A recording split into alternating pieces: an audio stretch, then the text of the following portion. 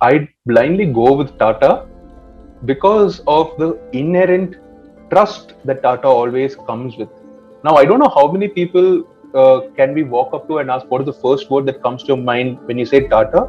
But at least in my opinion, I feel there are going to be people who would say something along the lines of trust, because you have that image attached of Ratan and Birla or all of that to give you that trust factor. And again, the quality of their products and the outputs all say that.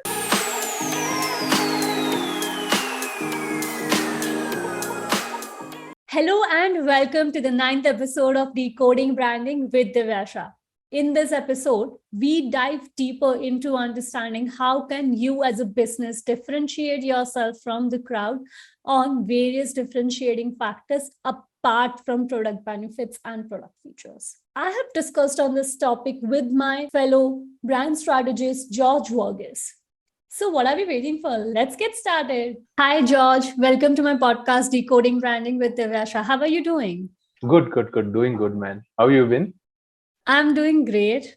Finally, after a lot of back and forth, this is happening. Yeah. So happy that this is happening. Yeah. So thank you. Thank you for accepting my invite, and coming No, here. please. The pleasure is mine when you reached out to me. I remember we spoke close to about a year back on a very random basis. And then we started connecting on each other's comments, posts, something. Yeah. I mean, the wavelength was similar. I mean, no wonder you would have reached out otherwise. But thank you so much for accepting my invite. You already know, right, that we are going to talk here about more on the differentiation side. And this topic is pretty much inspired with one of my conversations with a prospect who is a potential competitor of Mama Earth. Oh, okay. And it was a very interesting conversation. So when I was asking him, what is your USP? They said that we are in direct competition with Mama Earth. So I said, okay, but what is your USP? He's like, Mama Earth doesn't write on their products, apparently, that they're natural and organic or whatever that is, but we write it and we claim it. That is our USP. And then he's like, we are paraben free, sulfate free, this, that, and the standard industry jargons. Yeah. And he did not have a very clear USP. And that's when I was like, okay, this is something to be talked upon. Right? So my first question to you is, how can businesses, like from within same industry, what are the different parameters on which they can perhaps differentiate themselves apart from the product? Okay. Now, I think we as marketing and as businesses are in a very tough era. I sound like I'm Carl Jung or something when I say era, but I think the simple logic is that we are in a time in society where everyone is super conscious of what they do. And when I mean conscious, it's not like they are going to do like a proper research on Google, cross-verify. No, it is from what they hear, from what they consume. So it's almost saying everyone can be a verifiable marketer today. It's just that some choose to take the profession, some don't. And those who don't take the profession are worthy enough to just know on what merits do I choose something, on what merits do I discard something. So you really can't fool the consumer per se. I mean, that's why we had the golden era of TV in the 1950s to 2000s, I say, where the norm was, okay, let's make like a ad, even though it's not let's say there's no emotionally hooking message, or even at the most you have a good product benefit and it runs on TV for like a campaign period of, let's say, 90 days, or even it's a print ad. People see, people buy. That's it. There's no other way of verifying certain information. I mean, so now I'm circling back to what you had mentioned about your prospect, like the paraben free, organic, and all of that. I think I'm safe to assume from what I've been hearing from the clients I've been working and from in general is that today, when you hear beauty brands saying paraben free, cruelty free, it's almost similar to how mutual fund advertisements end, like mutual fund markets are subject to market risk, please take. Like it's become like almost like a jargon, you have to just fill it out. But for all you know, you don't even know whether the cruelty free brand is actual cruelty free. Now, the fine line here is that I'll give you actually a real life example. So my sister, my younger sister, she's a big, what do you call, a beauty aficionado, if I were to call it. So like right from when she was in high school. So she had no filters on what she chooses, but now she's become conscious, right, as she's grown older. So now what she does is a social analysis. I mean, between us, we know what a social analysis is. But for her, what she does is, okay, if someone's going to propagate saying I'm cruelty free and this and that, her first thing, and even among a friend circle, the first thing she want to do is go to the social media and see the content they post. Do they seem organic? Like if I'm going to see 20 different posts, or suddenly I'm going to see an ad on TV which just puts up a banner saying we're organic, cruelty free, it doesn't appeal. Yeah. Where I think if I were to give you a real life example, are you familiar with bare necessities? Yeah, I am. I am. I've seen their So ads a lot. I'm a big fan of them because they try to make organic content. It's like let's say tomorrow, if you were to tell me why I should buy a certain product because you tried it a certain way, that's the content. So the more human content are today, the more appeal you'd feel, or the more what do you call alignment you'd feel towards it. It's Yeah. funny. I'm sure you and I might have come across this phrase a lot of times, especially on LinkedIn and in certain spaces where brands are trying to be more human now, and humans are trying to be more like brands now. Yeah. So Yeah. when Oh we see God, that's brands that just relate to us, yeah. you just feel like, okay, that's something I go with. So that's Yeah. the general sphere where we are when it comes to all this paraben free, cruelty free, and all that. How can you make it believable than just a label you can put it on? Fair enough. So I think it has to do a lot with the content that you put out Definitely. apart from your labels on the products. So Hmm. just going a little deeper into this aspect, let's pick a beauty industry, for example, or maybe let's pick up a, food category wherein we have brands like the Whole Truth that kind of disrupted the whole Yeah. market, right? Mm-mm-mm. And now we see a lot of brands coming up saying, oh, we reveal all the ingredients. It's a clean food, clean label, etc., right? Yeah. So apart from this, what else can they do to make themselves stand out from a big giant brand like the Whole Truth Food? Okay. Now, there isn't a black and white answer to this. I mean, if it were, I think I'd be sitting at Burj Khalifa taking this interview right now. This conversation right now. So, I think a more realistic approach that, let's say, homegrown brands can't afford, or maybe they can and they choose not to do sometimes, is a proper consumer conversation. Now, what I mean by that is, let's say, okay, now let's say tomorrow you and I decide that we want to grow, we want to start a coffee brand. Now, we both know how saturated a market is coffee, even though Yeah. in a demographic like India, where tea is the dominant product and coffee is a very small player, even Yeah. in that small player, there is high saturation, more than Yeah. we can even imagine. Because even as of right now, we are saying coffee right now. I'm sure after this conversation, we're going to see like 15 coffee ads on Instagram. Like that's how saturated it is. So now coming back to the point, let's say we start this brand and now we just know what our competitors are doing. We know, okay, maybe we can do this product differentiation. Maybe we'll bring some unique twist in how the product is used. But if I do not understand who do I identify as my target audience, and I need to talk to them. I talk to them, I can't expect I talk to 300, 400 people of them. That's unrealistic. Let's Yeah. say even if I talk to a core profile of, let's say, 25 people, invest Yeah. that time and energy. Now the thing is, you're not going to again get a black and white answer, them saying, you know what, I don't choose blue tokai and I choose sleepy all because this, so why don't you make a product which serves this? I will vouch for your product. You're not going to get answers like that. You're going to find subliminal messages which help you understand, okay, maybe from my paperwork research, I realized my brand can be in a certain positioning like this. But what I do understand, there is a certain need which is not being met. It might be niche. For all you know, now we are in an age where you have to be niche if you have to be relevant. Like Yeah. you cannot start and say, I'm going to be a competitor to Mama Earth, saying like I'm going to steal Mama Earth's share of mind and share of customers. Yes, you can be honest in saying Mama Earth is what's depriving me of my share because of their existing presence and what their investment is. That is realistic.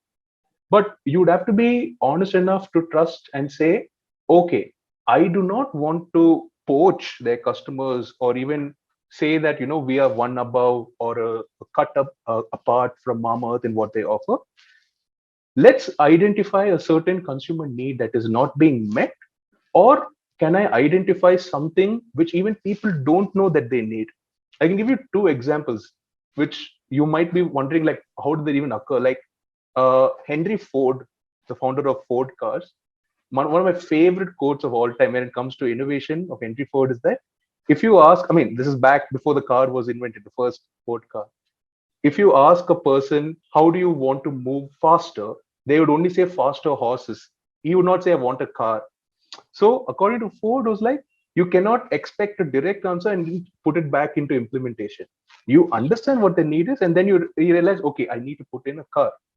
Likewise, when the smartphone was invented, Steve Jobs also said something very similar, like, people wanted innovation and connectivity. I mean, Yeah. they realized they want to connect easier than the webcam connectivity of the 2005s and your LANs. You just wanted to connect on the go. Nobody said, I want a phone to do this. Like, even though we had phones, nobody said, I want a phone to do this. But then the technology came about. So you see, now it's disruption on a different level where they just wanted to meet a larger consumer pain point or something that they did not know how to resolve. So once you realize that, sometimes it can even lead to product innovation. Like, these two examples are just pure product innovation than product evolution. What products and brands are, especially in the D2C space, are trying right now. Yeah. Oh my God. D2C space. I talk to so many prospects on a weekly basis, and all of them, Mm, like, no offense to anyone, but I think the founders really need to work on figuring out what are they looking for, what are they yeah. wanting to cater to. So Mm, so I'm working with a D2C brand right now. mm, It's a small homegrown business, and okay. they are one of its kind in India. There is no That's great. direct competitor for them. So Okay. apart from the product, I told them, start working on, building community, Mm, because the yeah. era going ahead is of community building, Yeah.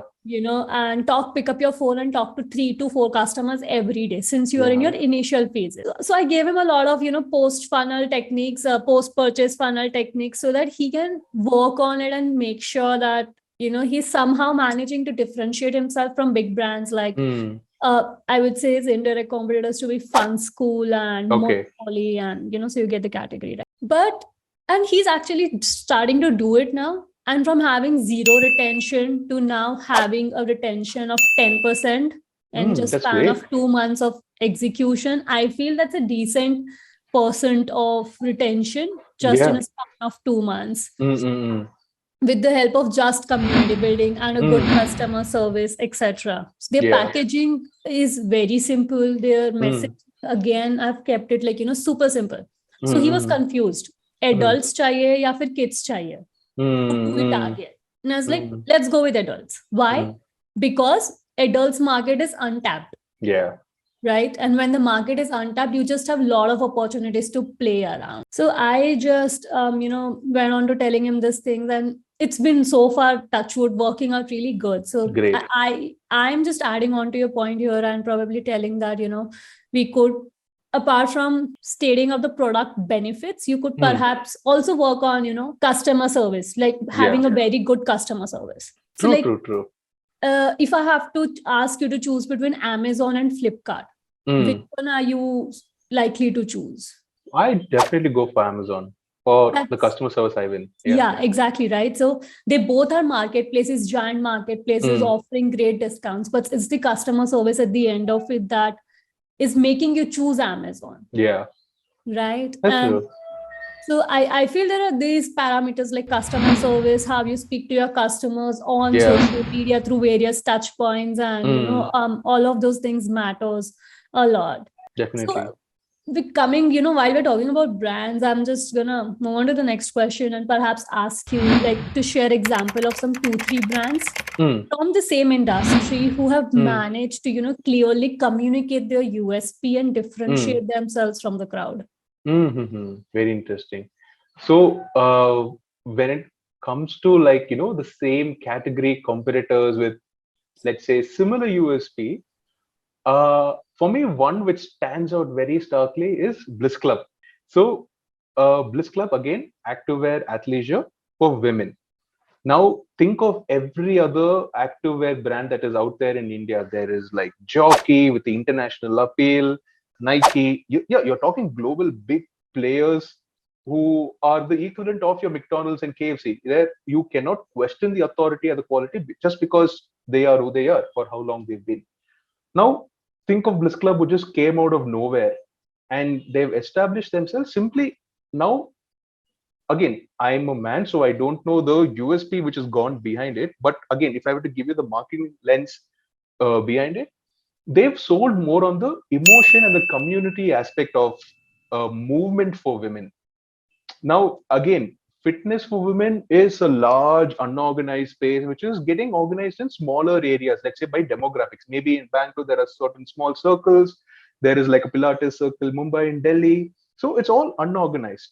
But here is a moment where they decided, okay, I want women to feel as a collective together and be like, okay, we are supporting people who enjoy moving comfortably, and not necessarily people of any shape or sizes who work out a certain way. I mean, that is exactly what's happening through Jockey, Nike. You'd find athleisure where modeled on people who are chiseled, aspirational models as such, Yeah.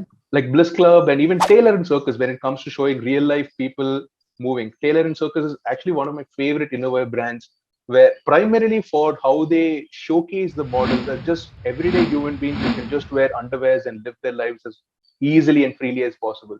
So even there, I doubt you would ever rarely hunt the product USP as much as you would go for what what do you call, more like a message that they are vouching for. Yeah. because to, because I'm sure everyone, even if you're not a marketer, you always know that the emotional message has a leverage over your product message. The Yeah. product message almost substantiates it. Like if tomorrow, let's say, if I'm choosing a certain product, I'm appealed only by the product benefit. It could be a knife. I don't need an emotional message to be a knife. I mean, to be vouched by a knife. I just need to show how sharp it is, how durable it is. But let's say there is a way for me to show that, okay, this knife is aspirational, it is vouched by a certain group of people, and this is something that can help you feel a certain way. Because if tomorrow I'm going to use a knife which helps me feel like I am actually providing for my family, I am actually making progress in my cooking journey, it is a emotional payoff that I'm getting. So something which I like, what do you call, like I'm a big lawyer when it comes to emotional payoff for any brands that I collaborate with, or even any conversation I bring with. I often understand the product benefit. Yes, you've done your, I mean, I will never blame any founder of any startup for focusing only on the product, because that is what they believe they will sell, and that is how they're hardwired. They need not necessarily think about the emotional payoff, because the emotional payoff doesn't have a valuable ROI. You cannot say, because I made this person feel this much, I got this ROI, which is not the black and white math of businesses. But when you do collaborate with people, let's say like you and I and the rest of marketers who believe in the emotional payoff, it does a huge deal. I'm sure even with your prospect who was in the gaming category, for adults as such, must have had it, because even when it comes to let's say games for adults, like you said, it's a niche. But even I have friends who are like vultures waiting to find what is the next board game I can just get my hand on.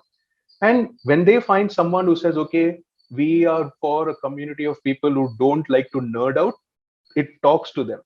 So they're like, I Yeah. don't care whether it's a used product, whether you've sourced it from where. You told, I want to nerd out. I want to come and buy from you because you talk like me. I want to come and buy from you.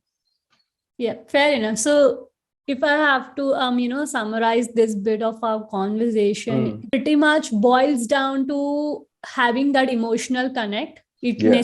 need not necessarily be a product differentiation, could Yeah. be and relatability on an emotional factor with your audience, and how Yeah. you talk to your audience in their language, Yeah. of course. And I think for this, we need to go back a little and make sure as a founder that we clearly know who our target audience is. Exactly.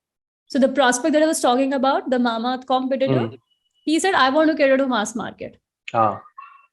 And I was like, good, you want to cater to mass market, but there still has to be an audience, who you want to cater to. It's like tier 3 city. I'm like, great, tier 3 city, but what more? And he had no answers to it. It's like, I'll put it up on all the shelves and get it sold. Like his end goal was just selling it. And I think wishing him all the best, but I don't think that's the way he can create a brand. It could be a manufacturer or a dealer, a commodity, or a big brand. Correct me if I'm wrong here in my understanding of the... No, I'm glad you said that, because like even today, if I think I have a pencil brand, it's natural for me to think it is a mass market brand, because who doesn't need a pencil? Who doesn't need a pen? But the thing is, when in today's age, when almost every category is saturated, you need to find a certain niche where someone finds you worthy of their time and worthy of recommending it to someone, so that you grow in circles. Now, one of my favorite examples, because I'm a big dosa lover, I always tell this to my friends and clients as well, is like the way you make a dosa. Like you cannot start by taking the batter and pouring at the outsides and then going to the center. You'd literally have to start at the center and then spread it. So that's basically like starting niche and then see how far can you stretch the batter. So you'd know how far the batter can be stretched. There is pros and cons in starting niche, because like I said earlier, I will never blame someone who'd say I want to go mass, because I mean, for the lack of a better word, let's call it tunnel vision, because they do want to see the ROI on what they've invested with their blood, sweat, and tears as such. But to play the long game, I'm sure even like when Mama started, they did play the long game. Like even some another brand, Slurp Farm. I don't know if you're familiar with Slurp. I know. Oh yeah, great. Like even Slurp Farm started very small, and now look, now there's investors Anushka Sharma, and they're growing in leaps and bounds. So even when they started, it was all through community, and they gave product trials. They were trying to see who really wanted this, because personally, for me, I'm not appealed by the product as such, but I'm appealed by the idea of a Slurp farm. Like I don't think I would want to buy those kind of products and use it at home. But if tomorrow, let's say I know a friend of mine who has a child and would want to make healthy food at home, I'd be like, try that, because I've heard good stuff and it seems reliable. You need that positive voucher for you, if not a customer, because a voucher is actually more, in my opinion, more valuable, because a voucher will vouch to 5 other people who they think can do it for you. Essentially, like an affiliate salesman, all sorts. Yeah, a word of mouth marketing and other. I think that's super important.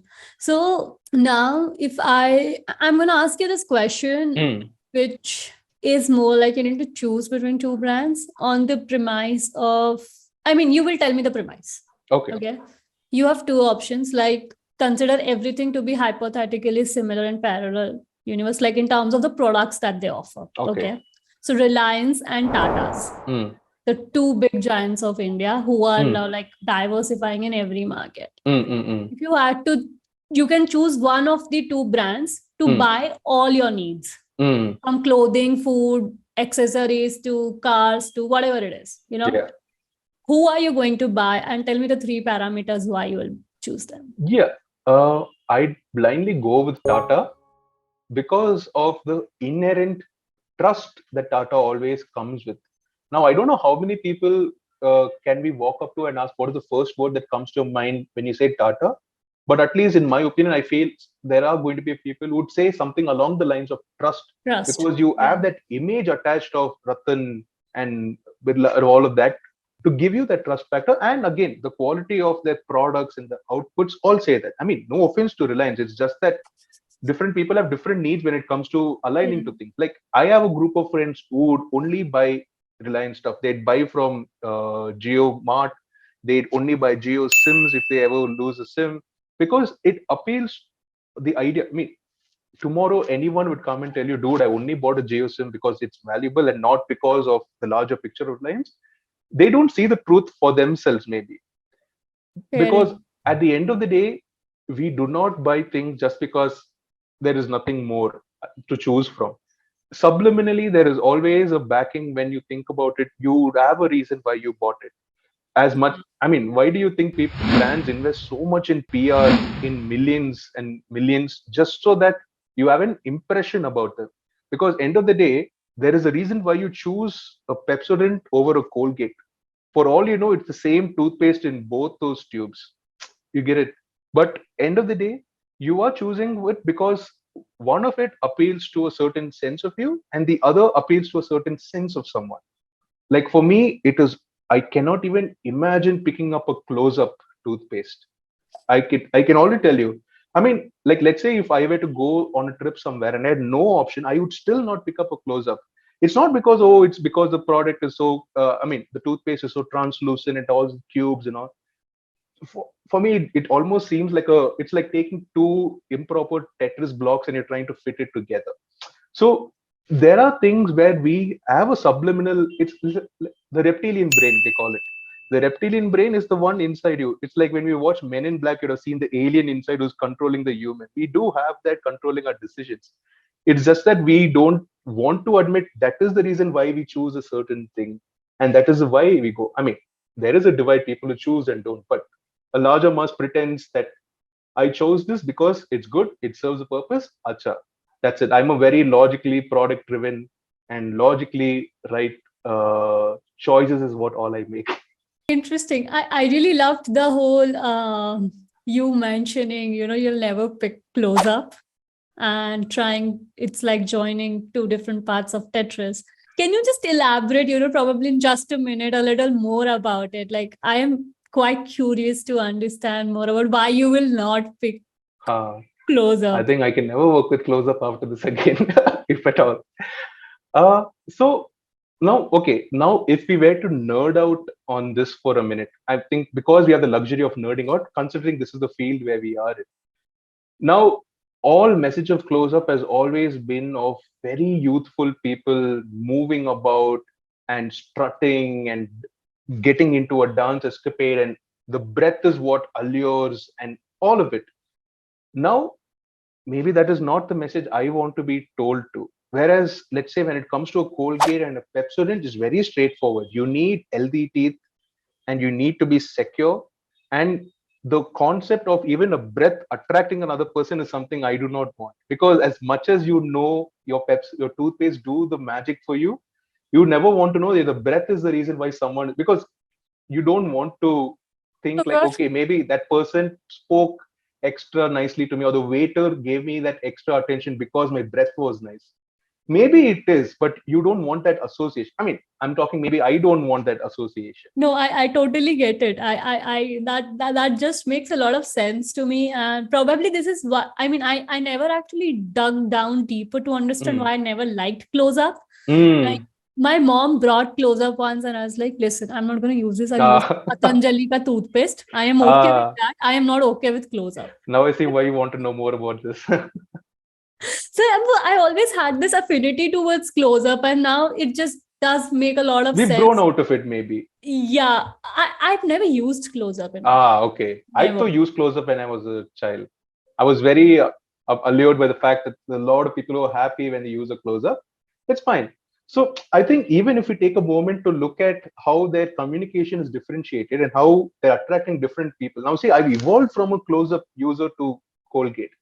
So you would have to kind of factor and say, I am willing. Okay, coming back to the whole D2C space, if we were to only call it that space, are you willing to say this is my only client? When they evolve, I'm okay for them to exit. And when they have a different, I'm okay for them to go. You would have to be not so possessive. Like, let's say, for example, if tomorrow your the gaming prospect were to say, you know what, I'm okay if my kind of people eventually fall in love with Legos and never come back to me, though I don't ever serve Legos.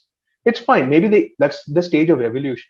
So you'd have to realize when to, because if I'm going to serve, let's say, now let's flip that brand and say they serve only for kids now.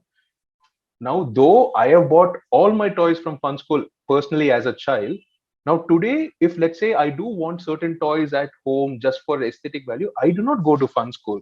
Like it maybe doesn't fit the aesthetic that I'm trying to bring in my room. It might bring the wrong message across. So I don't go to a Fun School. I've moved outside of Fun School. Maybe it's for a gift for a niece or a friend's child I want to bring it. Acha. So now maybe I'd go to your prospect and say, you know what, I need certain games in my life or certain toys which I would like to use, play with let's say at home, again for aesthetic value.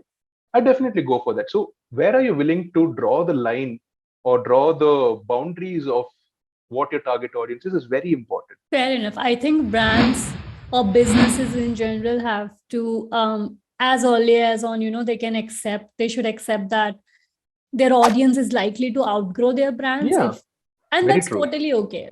Yeah, That should be totally okay if you are choosing to stick to just one messaging and not evolve when your audience evolves. yeah, that's true. Very valid. So I am honestly I'm having a lot of fun conversation, but given the whole time constraint, I'll have to kind of bring it to an end. However, before I bring it to an end, I have got like 3 rapid fire questions for you. Oh, okay. So I'm going to give you 3 parameters. Am I going to get a gift hamper after this rapid fire? Oh, I wish this was Coffee with Karan and I could give you a gift hamper. But I've heard that the gift hamper given by Karan is not good either. Yeah, it's just looks very fancy on the outside. Yeah, it's all packaging. Yeah. Okay, so you'll have to name one brand that comes to your mind when you hear this particular parameter. Yeah, sure. Okay. First is customer service. Weirdly, ACT Internet, ACT FiberNet. ACT FiberNet. Oh, interesting. Yeah. Second is customer loyalty. Customer loyalty. What am I loyal to right now? Epigamia. Okay. Trust. I think I'm biased to what I said earlier because you mentioned Tata. I think if I were to go further away from it and say trust, Honda Activa. Honda Activa. You wouldn't believe there are 4 adults in my house and all of them only buy Honda Activas. Even I drive an Honda Activa. And the last one is product quality. In the D2C space. Oh, in the D2C space. Yeah. Again, biased to what I just said earlier, BlissClub. Because I have seen the product, some of my friends use it and it's like super high notch. Okay. Sorry, I said it was the last question, but this is going to be promised the last question. And that is a brand that has built a strong community and you love the community, of course. Personally, I am not a part of a lot of community. I mean, I'm not a part of active communities, except when it comes to Reddit, the weird Reddit circles you want to be a part of. But again, talking from a pure marketing geek point of view, I'm again going to say BlissClub because I've heard of how they manage the community. Thank you, George, so much for coming here, sharing your insights, and having this fun, candid conversation with me. It was so much fun shooting. Thank you, Divya. Likewise. Thank you for having me. Thank you. That was an insightful, action-packed podcast. I had so much fun shooting it. A lot of candid conversations, a lot of talking about brands, actions. And I hope you found this podcast, this episode insightful and have penned down some notes. Share your top insights that you have gained today from this episode in the comments below. And do not forget to hit the like button, share it with your friends, and subscribe to my channel. And stay tuned for the next episode. Until then, this is Divya Shah signing out. Thank you.